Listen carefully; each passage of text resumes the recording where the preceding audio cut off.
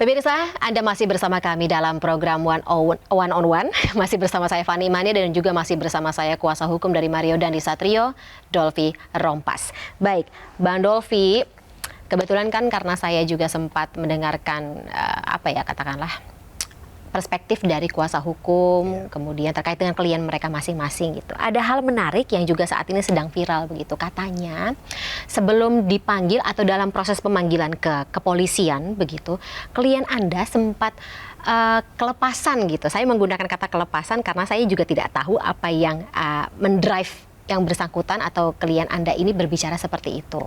Kabarnya dia mengatakan kepada sesama tersangka lainnya gitu kalau saya bisa saya bisa membuat hukuman saya nantinya 2 tahun 8 bulan penjara. Benar atau tidak? Kebenarannya dari mana gitu loh. Okay. Kita harus pastikan dulu ya kan. Bukti-bukti apa gitu yang artinya untuk meyakini bahwa ucapan itu benar atau tidak gitu kan. Itu kan hanya penyampaian dari pihak siapa, saya nggak tahu juga siapa yang menyampaikan itu. Ya, tapi kan faktanya ya kita lihat bahwa ya sampai hari ini kan ya kita lihat prosesnya kan berjalan lancar juga kan. Oke. Nanti pihak dari proses dari kepolisian kan tidak ada masalah sampai hari ini. Bahkan ya pasal-pasal yang dikenakan ya kita tahu sendiri. Berat ya kan? Hukuman maksimalnya ya? Maksimal ya kan.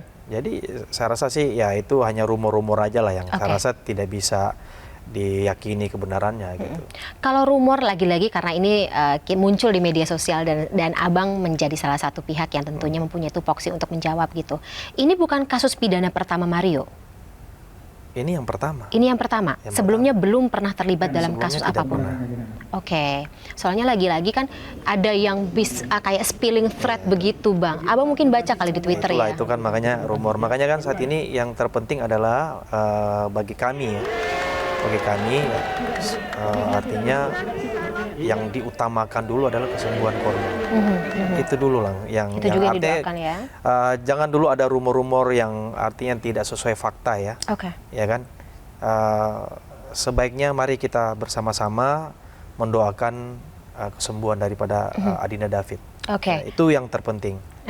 Tapi klien Anda tahu ya rumor-rumor tersebut, terus kemudian apakah ada yang menyampaikan ke yang bersangkutan gitu, Mario?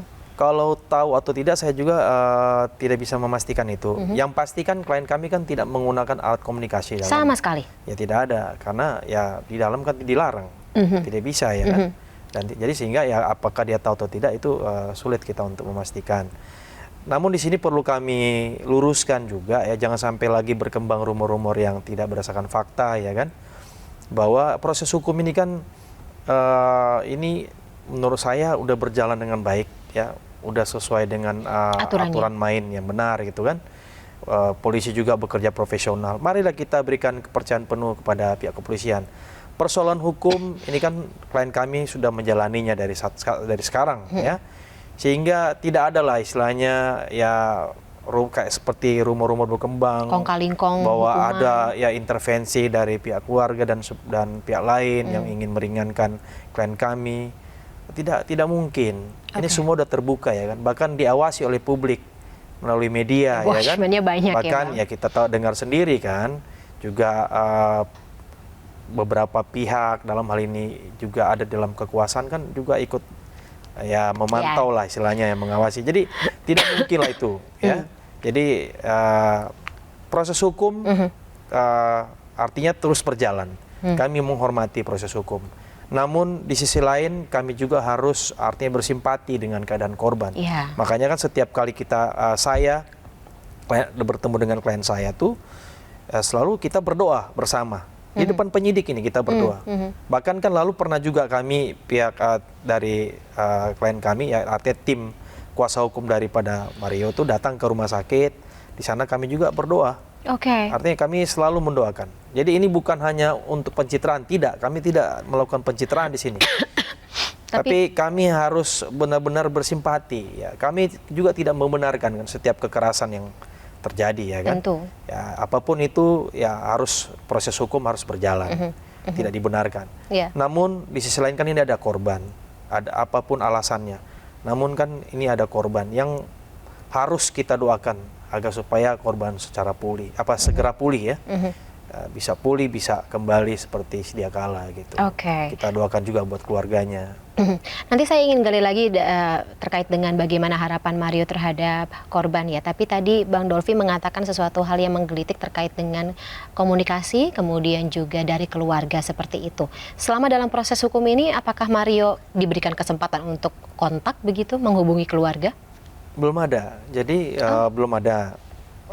Karena saat ini kan klien kami itu masih ditahan ya di Polda Metro Jaya, dan memang di situ memang tidak mudah juga kita ketemu karena harus ada pendampingan penyidik kalau mau bertemu gitu. Karena kayak tadilah saya sebagai kuasa hukum mau bertemu tapi dapat informasi dari petugas ya Tahati Polda bahwa harus komunikasi dengan penyidik dulu. Wah, nah, panjang ya prosesnya. Tapi kami coba menghubungi penyidik tadi, penyidik mengatakan, oh ini beliau mau diperiksa lagi hari ini. Sehingga mungkin lebih baik ketemu pada saat pemeriksaan gitu. Jadi dari tim kuasa hukum sendiri itu hanya bisa bertemu dengan klien pada saat pemeriksaan? Ya, pada saat pemeriksaan. Dalam 1 minggu pemeriksaannya berapa kali, Bang? Ini kan pemeriksaan terakhir itu sebelum rekonstruksi ya. Setelah rekonstruksi baru hari ini kami dapat kabar bahwa akan dilakukan pemeriksaan tambahan. Jadi tidak pernah ada komunikasi atau katakanlah ya lagi-lagi kalau misalnya saya lihat di film-film hukum begitu kan suka ada bentuk komunikasi atau katakanlah diskusi begitu antara harusnya sih kalau kuasa hukum. Diatur dalam aturan kan memang kalau untuk kuasa hukum bisa bertemu. Bisa kan untuk diskusi, tapi ini belum ada kesempatan sama sekali. Belum tahu pasti ya kenapa ada penyampaian seperti itu. Mungkin kami juga ingin mengklarifikasi kepada penyidik nanti. Nanti sekalian ditanya begitu ya Bang ya. Berarti keluarga sampai dengan saat ini, Bapak dan juga Ibu, belum pernah ada yang bertemu dengan Mario? Belum bertemu. Mario nggak nanya Bang? Waktu pemeriksaan terakhir sempat nanya. What did he ask? Ya cuman kan karena seperti itu ya mau gimana ya kan. Apa yang dia tanya? Makanya nanti kami juga akan coba tanya kembali ke penyidik nanti. Yang dia tanyakan gimana Bang? Bagaimana kabar orang tuanya? Pertemuan terakhir antara Mario dengan kedua orang tuanya berarti kapan? Seingat saya waktu di Polres ya. Tidak ada Mario cerita begitu apa yang dipesankan oleh kedua orang tua? Nah itu saya tidak dengar. Kalau cerita dengan keluarga saya waktu itu tidak tahu. Berarti sampai dengan saat ini bahkan dari pihak keluarga apakah ada yang menghubungi Abang begitu untuk bertanya? Saya kalau untuk masalah untuk kunjungan saya selalu mengatakan bahwa silakan aja langsung. Mungkin kecuali saya diminta ya. Ya, tapi tidak ada yang nanya soal kondisi Mario sama Abang? Karena memang kondisi saat ini kan memang belum, ya itu tadi kan kita ke tahanan ya harus koordinasi dulu dengan penyidik. Enggak, soalnya lagi-lagi kalau membandingkan dengan saya, jadi komparasi dengan saya gitu, maksudnya kalau seorang ibu gitu kan pasti kan penasaran kondisi anaknya seperti apa gitu, lagi di tahanan makannya bener apa enggak, bagaimana kabar dia hari ini begitu, dan ini kan aksesnya cuma bisa Abang. Perasaannya kan saya belum ketemu, kalau saya keluar ketemu mungkin saya bisa tahu nanti, tapi kan belum bertemu jadi saya belum tahu itu. Iya, maksud aku seperti perasaannya. Iya, maksud saya kan aksesnya cuma bisa lewat Abang begitu, tidak ada inisiatif apapun dari keluarga. Belum ada, belum tahu. Oke, ini lagi-lagi menjadi sebuah pertanyaan tersendiri ya pemirsa terkait dengan bagaimana proses hukum ini berjalan, kemudian dari keluarga yang bersangkutan, keluarga Mario dan Satrio ini bagaimana bisa memantau kondisi anaknya, ya mau nggak mau karena kan hubungan darah tidak bisa lepas gitu, walaupun dengan adanya proses hukum yang sedang dijalani oleh yang bersangkutan. Nah, Abang, berarti kan prioritas dari Mario saat ini adalah kesembuhan dari David. Selain doa, Mario ada juga kepikiran atau mengatakan sesuatu, apakah ingin membantu pengobatan atau katakanlah apalagi begitu, what can I do more? Ya kalau itu kan saya belum mendengar ya, cuman ya waktu awal yang pernah saya dengar waktu itu memang pernah ditawarkan kan. Waktu itu pernah bertemu ya orang tua daripada klien kami itu, katanya pernah bertemu di rumah sakit dengan orang tua dari korban.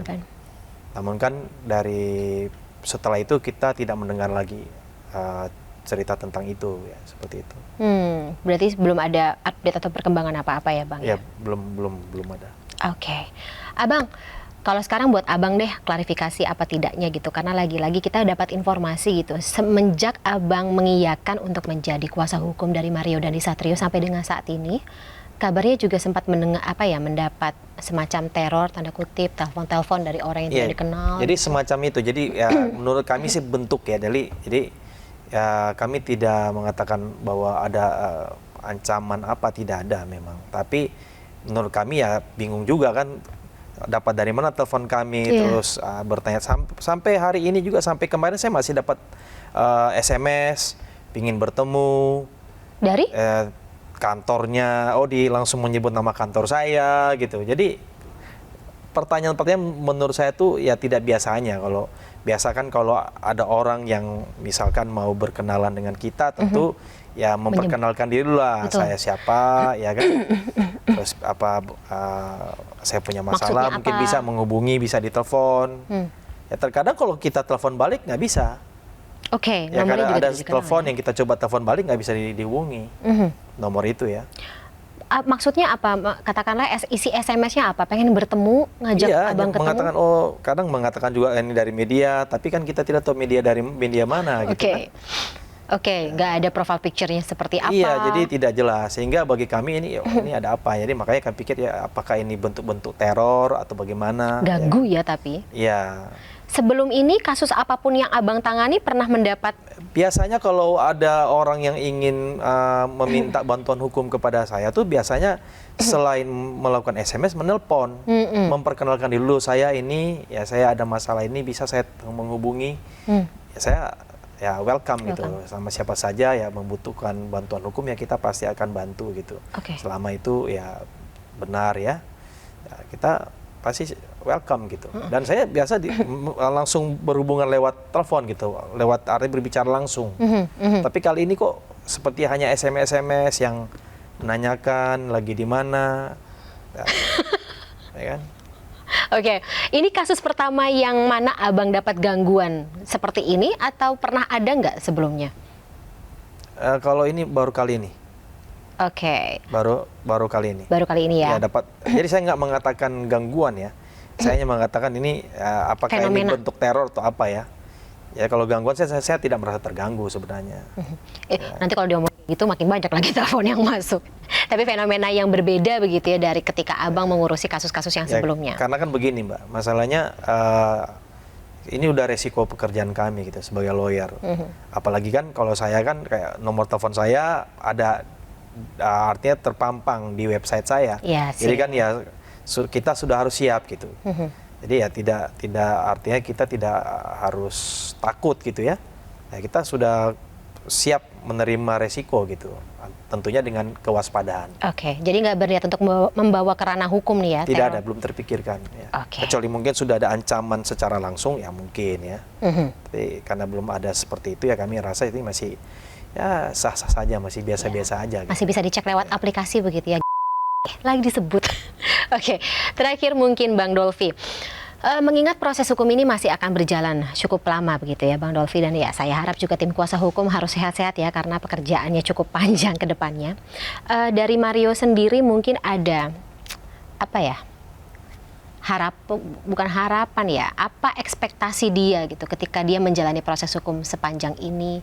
Terus kemudian apakah menurut dia tersangka yang ditetapkan oleh kepolisian saat ini sudah seyogyanya, sudah sewajarnya, atau seharusnya masih ada lagi yang terlibat atau ditetapkan terlibat oleh kepolisian? Tidak ada sih, tidak ada penyampaian apa-apa. Beliau hanya ya kalau ditanya polisi beliau jawab, kalau nggak beliau diam. Oke, memang tidak talkative ya, tidak terlalu talkative ya anaknya. Jadi kalau saat tidak berbicara dia diam. Oke, ini juga klien pertama Abang yang tidak terlalu engage begitu betul. dengan Abang? Saya nggak tahu kenapa alasannya ya. Cuma yang setahu saya sih ya karena beliau juga ini masih umurnya 19 tahun ya. Mungkin ya kita nggak tahu anak-anak seperti apa gitu. Ya makanya but still gitu. Ada yang ya kalau lagi-lagi kalau dari kacamata kan saya bukan orang yang dewasa banget yang udah 30-an, udah ya karena masih 19 tahun juga. Apakah Abang masih butuh gitu kayak pendampingan dari orang-orang yang lebih kenal dengan klien Abang gitu, ya, Mario? Sebenarnya kami berharap sih memang harusnya beliau diperiksa dulu ya kejiwaannya. Why? Ya kan kita kan nggak tahu ya. Kalau saya kan nggak bisa memastikan. Kalau saya mungkin ahli psikologi, mungkin saya akan bisa, oh ini kenapa gitu. Tapi kan ya saya tidak tahu, saya ini orang hukum gitu kan. Jadi Tapi kan abang berpengalaman gitu untuk berdialog atau katakanlah ya berinteraksi begitu dengan klien ya, abang. paling kita hanya sebatas kan mengetahui ya eksternal ya, di luar ya. Tapi kalau kedalamannya kan kita, karena saya bukan ahlinya, saya tidak akan pernah tahu untuk membaca apa yang ada di pikiran dia. Sementara Ya abang kan itu butuh harus ahlinya dong. Iya. Ya kan harus ahlinya. Jadi ya agar supaya juga memang penegakan hukum juga ini bisa berjalan adil, ya harusnya sekalipun dia mungkin ya sebagai pelaku, tapi kan ada hak-hak dia yang mungkin juga harus dipenuhi gitu. Betul, sebagai warga negara Indonesia ya. Ya betul. Baik, Bang Dolfi, ya sesuai dengan tadi yang saya katakan, ini proses hukum masih berjalan panjang. Bang Dolfi juga tetap harus jaga kesehatan ya terkait dengan bagaimana kita mengawal kasus ini berjalan sesuai dengan aturan dari negara. Tapi karena durasi kita sudah habis, kita terpaksa sudahi dulu juga dialog kita pada malam hari ini, Abang. Terima kasih banyak sebelumnya telah mau meluangkan waktu hadir dalam program One on One. Kita akan ketemu lagi di lain kesempatan ini, Bang Dolfi ya. Bisa kita ganggu lagi ya, karena awak media pasti akan mengganggu Abang selama proses hukum ini berjalan. Terima kasih sekali lagi, Bang Dolfi. Terima kasih. Thank you banget. Thank you. Pemirsa, demikian program One on One. Saya Fani Imania. Terima kasih. Sampai jumpa.